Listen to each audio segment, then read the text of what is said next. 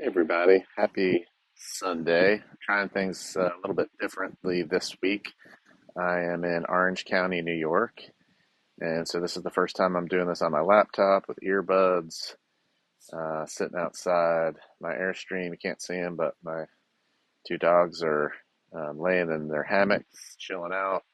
My wife's inside the Airstream, um, and so it's the first time I'm doing it on a laptop and filming it on QuickTime because I'm not sure how good the internet's going to be on Starlink. But here I am. Hopefully, it sounds okay. This is the podcast Authenticity and Ambition. It's about being your true self and realizing your intrinsically motivated dreams. I started doing this. This is the third episode a couple of weeks ago, trying to read one essay every Sunday. It was an idea that was given to me by my massage therapist, um, who she is authentic and ambitious. So she's living exactly what this podcast is about. But, she asked me, hey, it'd be really nice to be able to hear your voice and listen to you read your essays while I'm doing chores. So here I am. This is as authentic as it gets. I don't have introduction music. I'm not trying to edit this. It just is what it is. I'm up here in Orange County, New York. It's pretty close to my hometown of Rutherford, New Jersey, where I grew up. And yesterday we spent the day with my brother and his wife and one of his sons, my nephew, um, and some other family at his house in Rutherford, my old hometown where I grew up. And so my hometown is it's a really meaningful place to me. Um, and this essay that I'm about to read really fits uh, the the theme of authenticity and ambition. And at the end of the day, it's about non-attachment. But I'm gonna get right into it. I'm gonna start reading. Actually, one more minute. I just want to say that this was published in a Medium publication called Namaste Now. It's absolutely one of my favorites. I think I mentioned last week that the editorial process is has been incredible in helping me to be a better writer. And Vidya, who's the publisher of Namaste Now, she's just been an incredible person, and she's helped me produce some of my best essays. And this is one of my best ever producing essays. It's a Medium boosted essay. I'm really proud of it. And so thank you, Vidya. Thank you, Namaste Now. So here you go. It's called I Am Not the House I Grew Up In. Resilience is knowing my future holds infinite possibilities. It opens up with a picture of me. I'm not going to screen share today because I'm on QuickTime, holding a send help sign. I'll put the link to the original essay in the notes for the podcast, and you can link to it and check out all of the photos if you're interested in this, seeing those. So here's how it goes. In February 2020, the air was heavy as I road tripped alone to my childhood home for the last time. My sister came in from Kansas. The two of us would join our brother, the lone sibling living in the old hometown. We converged there to move my parents out of their house of 47 years. I was the same age and knew no other place. I wasn't a fan of letting the house go. I rationalized that it didn't make sense to sell a home that sat on a corner less than 10 miles from Manhattan in one of the most desirable neighborhoods to raise a family. A bus stop to the Big Apple was 50 steps from the front door to the corner. The train to Hoboken came through the station 4 blocks away. Rent the upstairs to a young family. Convert the basement into an Airbnb. We visit New Jersey every year. It's only logical. Why pay rent or get an overpriced hotel when we could own a revenue generating piece of property?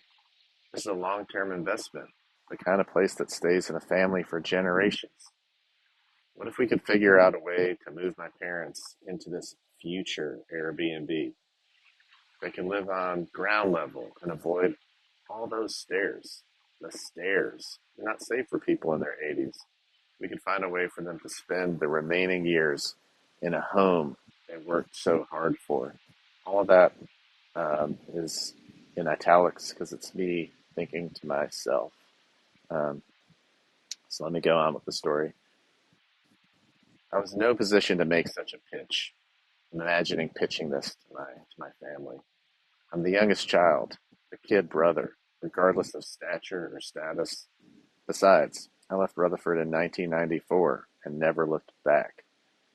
My brother lived there for decades and was the only one who could be called upon in a pinch.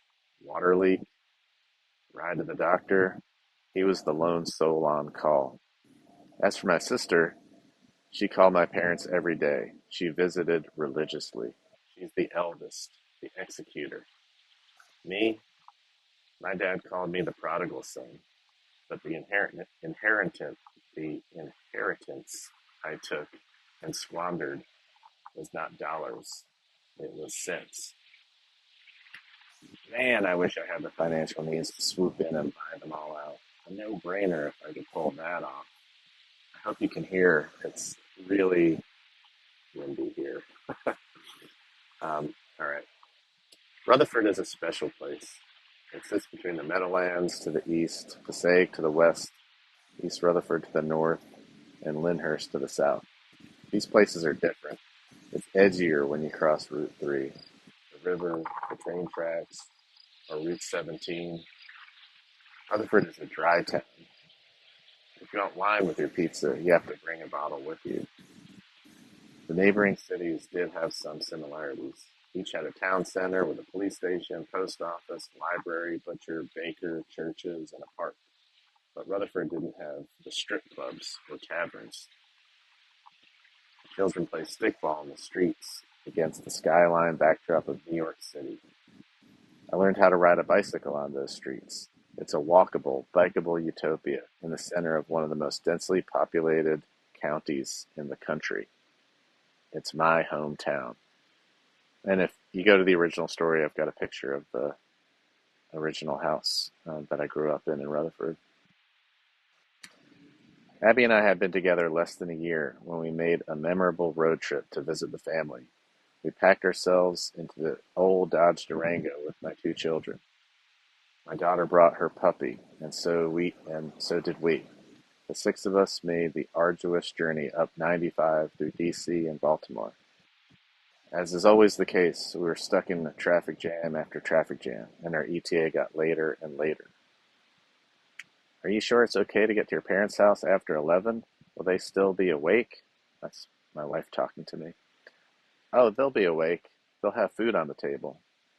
When we pulled up to the house on Highland Cross, just above Orient Way, it wasn't as dark as Abby might have expected. The glow of Manhattan poured over Rutherford, and the streetlights illuminated the blue slate sidewalks. It was as I remembered, when riding my BMX bike through the town after dark, and never thinking about needing a light. After all the hugging and eating at this unnatural hour, we figured out who would sleep where. My daughter and Georgia the dog would go upstairs and sleep in my sister's old room. My son went down into the basement, which my brother had converted into a one-bedroom studio space. It wasn't quite Airbnb ready, and it was haunted. Abby, Gus the dog, and I went upstairs to my old bedroom. It was essentially unchanged, except for one twin bed instead of two. My brother and I used to share that tiny space, but now it was shrinking before my eyes. This place is a relic. It's like a museum, Abby said. My Mets paraphernalia, Matchbox cars, grammar school, art projects, all still there. Everything was there. 47 years of everything was still there. We can't fit in this bed together, she said. I'm 6'2" and extra large. Abby has an athletic build. I mean, we look great, but we're not small people. She said, we're going to break that bed. But I needed to be close. I needed the physical contact that night. I need it most nights. We can make it work. She looked at me with an "are you crazy?" side glance.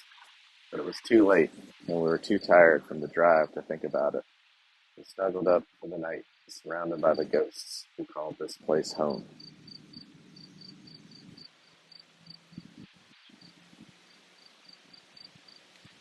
It's a small house. The attic is packed with everything my parents ever owned. When I say everything, I mean everything. Every shoebox for every pair of shoes they ever brought was up there. My G.I. Joe aircraft carrier, every year of taxes, every article of clothing, hat boxes, Christmas decorations, even the ones you bake, every piece of paper, everything.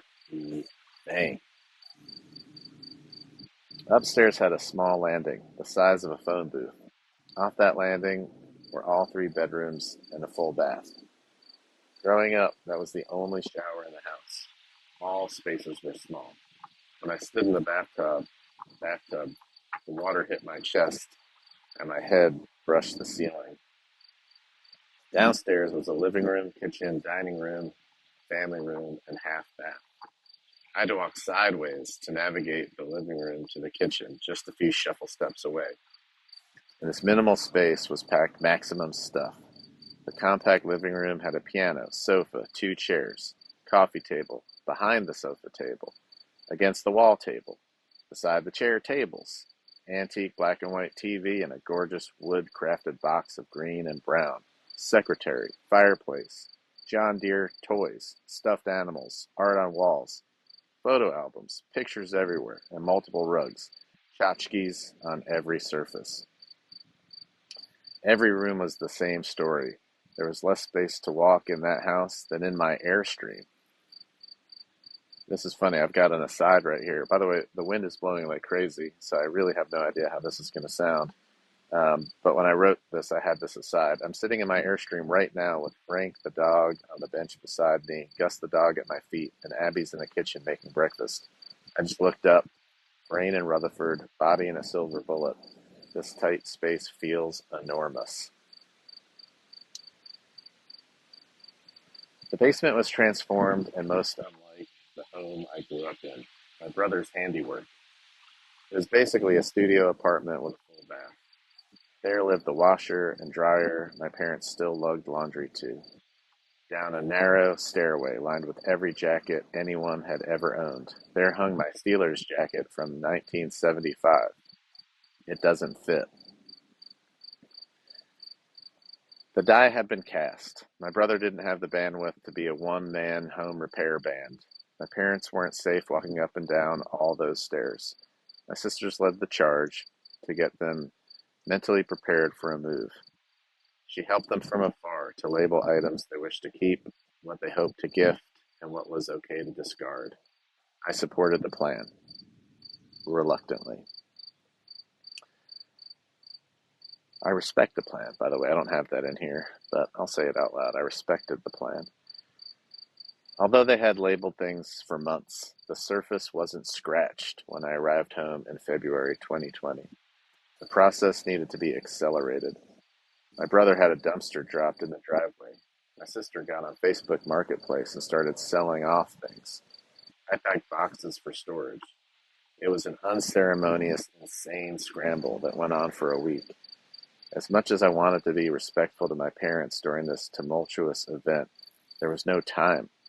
I was throwing away decades of stuff like a madman. Should I stop and read this poetry that my dad wrote in college, or throw it out? What the heck, man? Boxes of taxes, trash. Empty shoeboxes, trash. The Steelers jacket, trash. Trash, trash, trash. 50 fucking years of trash. My mom had an invincible spirit. She had prevailed over a deadly car accident, a brain aneurysm, and breast cancer. At her 80th birthday, she danced in a red dress and outlasted everyone at the party and the after party. But this dumpster fire move out of a home of nearly half a decade was a blow that I think may have knocked her down for the count. The Instagram story is a miracle. Beautiful memories in a new apartment dressed up to look just like home. We did it all in a week. The house was empty. Mom and Dad were settled into a new apartment. I hugged and kissed my mom goodbye. I nodded formally at my dad. I said my goodbyes to my siblings and went back to the house for one last night and slept in the empty, haunted basement.